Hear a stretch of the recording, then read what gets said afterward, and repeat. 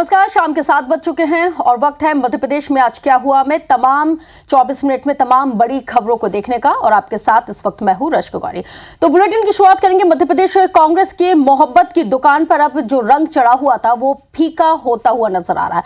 कांग्रेस की मोहब्बत वाली होली से पार्टी के अल्पसंख्यक नेताओं ने बाकायदा किनारा जो कर लिया है, वो भी उस वक्त जब कांग्रेस राहुल गांधी के मोहब्बत की दुकान जो है वो शानदार तरीके से चलाने के लगातार दावे कर रही हो। खैर, कांग्रेस की मोहब्बत की होली में भोपाल के ही मुस्लिम नेताओं का शामिल ना होना बीजेपी को यहां पे फुटेज दे रहा है और कांग्रेस की घेराबंदी करने के लिए एक सबसे बड़ा मौका दे गया है।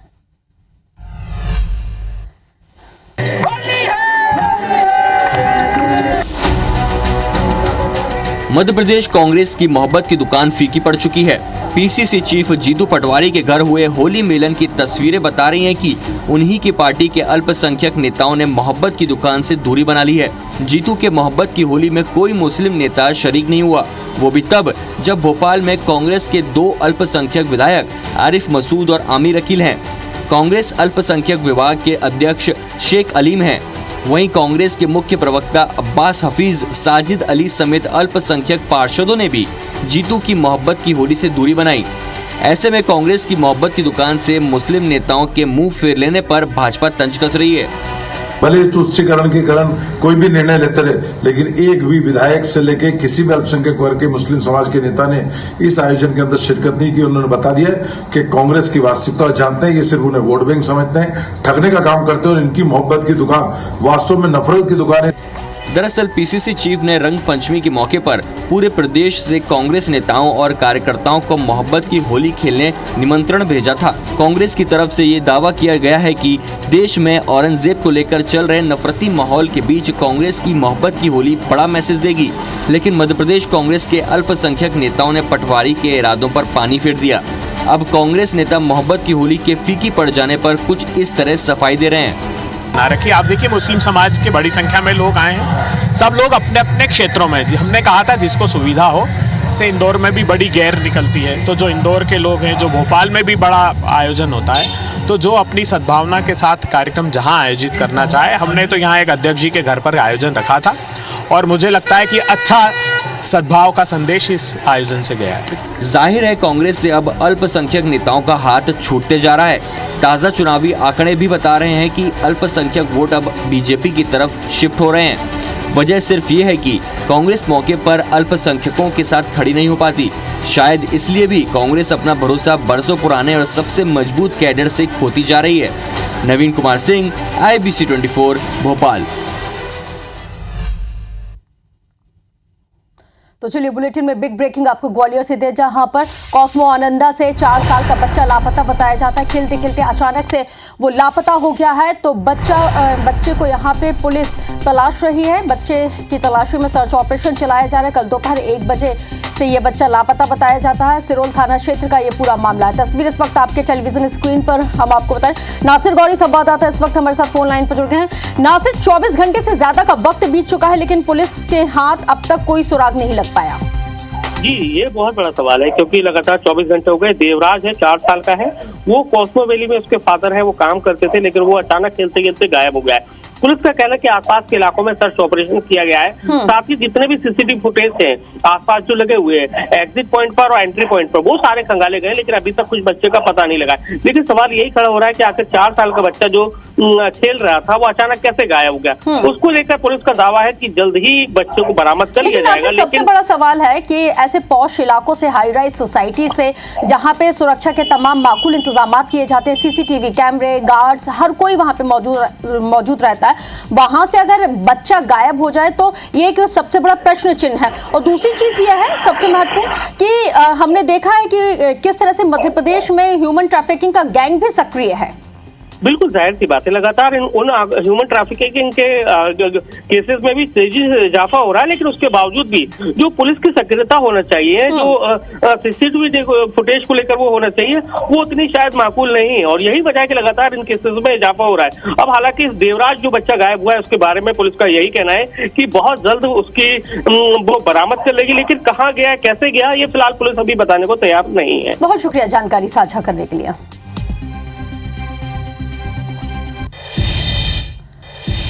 तो चलिए खबर अशोकनगर से देखेंगे, जहां पर बहादुरपुर थाना स्थित करीला धाम में मुख्यमंत्री डॉक्टर मोहन यादव के साथ एक बड़ा हादसा होते होते टल गया।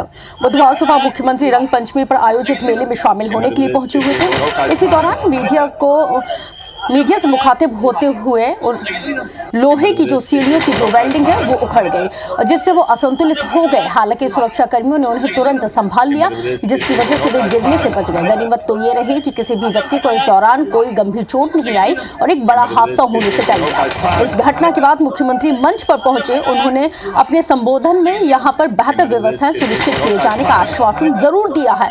उन्होंने करीला मेले को और भव्य बनाने के लिए 1 करोड़ रुपए देने की घोषणा की है। इसके साथ ही मुख्यमंत्री ने आगे कहा कि करीला धाम न केवल अपनी धार्मिक मान्यताओं और ऐतिहासिक महत्व के लिए प्रसिद्ध है, बल्कि इसकी एक अनोखी विशेषता और भी है।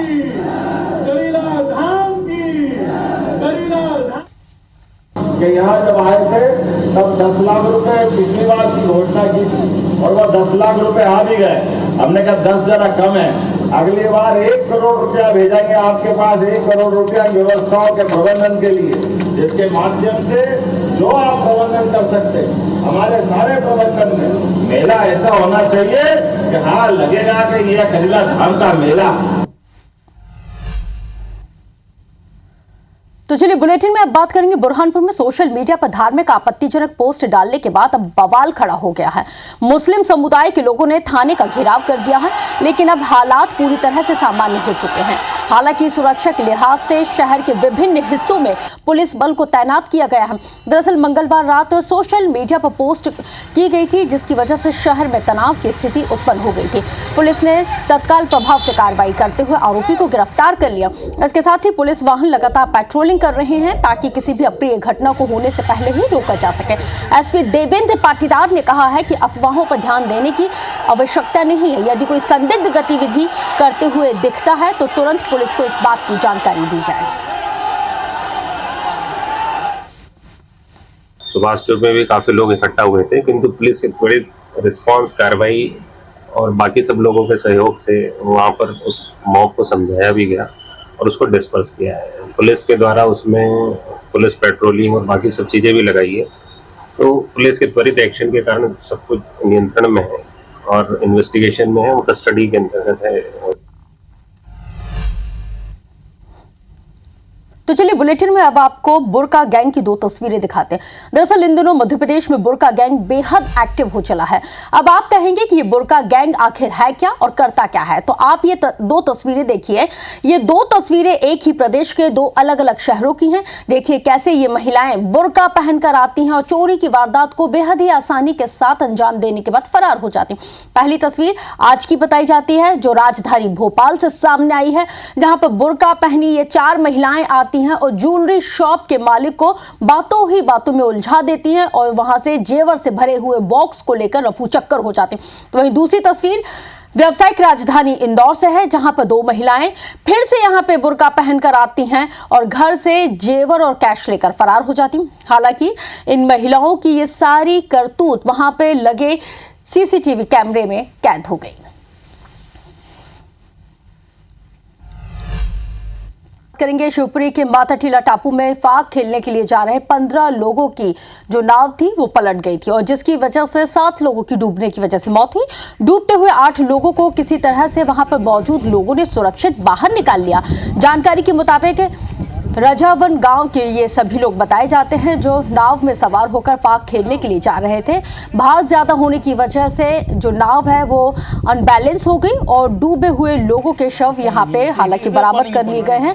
एनडीआरएफ और एसडीआरएफ की टीम ने संयुक्त सर्च ऑपरेशन चलाया, जिसके बाद इन लोगों के शवों को बरामद किया गया है। पानी गहरा होने की वजह से शव बरामद करने में खासी दिक्कतों का सामना टीम को करना पड़ा। तो वहीं कलेक्टर ने मृतकों को 4-4 लाख रुपए की आर्थिक सहायता दिए जाने की घोषणा की है।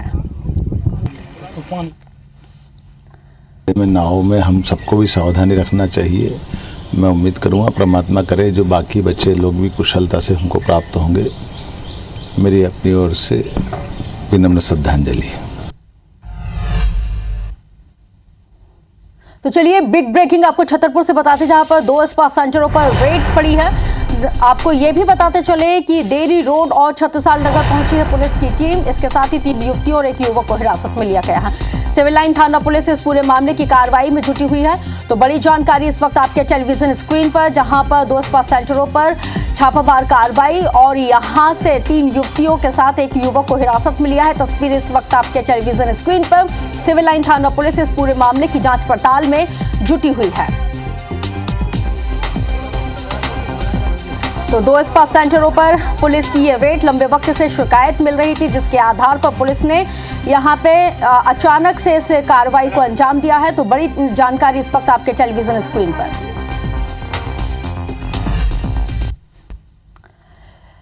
तो देखिए, रंग पंचमी का त्योहार बेहद ही धूमधाम के साथ मनाया गया और रंग पंचमी के इस खास मौके पर इंदौर में गेर निकाली गई। 5 लाख से ज्यादा लोग इस रंग पंचमी में गेर में शामिल हुए हैं। इंदौर के साथ ही प्रदेश की राजधानी भोपाल, रतलाम, खरगोन में भी रंग पंचमी का पर्व बेहद धूमधाम के साथ मनाया गया। इस खास मौके पर लोग रंग गुलाल से सराबोर नजर आए। खरगोन में जहां पर कलेक्टर ने अपने बंगले पर होली मिलन समारोह का आयोजन किया, तो वहीं पर अलीराजपुर में भव्य फाग यात्रा का भी आयोजन किया गया। ये आपको हम 5 तस्वीरें दिखा रहे हैं भोपाल, रतलाम, इंदौर, खरगोन, अलीराजपुर से, जहां पर किस तरह से रंग पंचमी के पर्व को बेहद ही हर्षोल्लास और धूमधाम के साथ मनाया गया।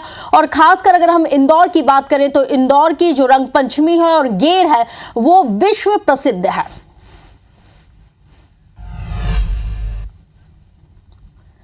तो चलिए इसी खबर के साथ मैं रश्क गौरी आपसे लेती हूं इजाजत, लेकिन ब्रेक के बाद भी IBC 24 पर खबरों का सिलसिला लगातार जारी है, क्योंकि सवाल आपका है।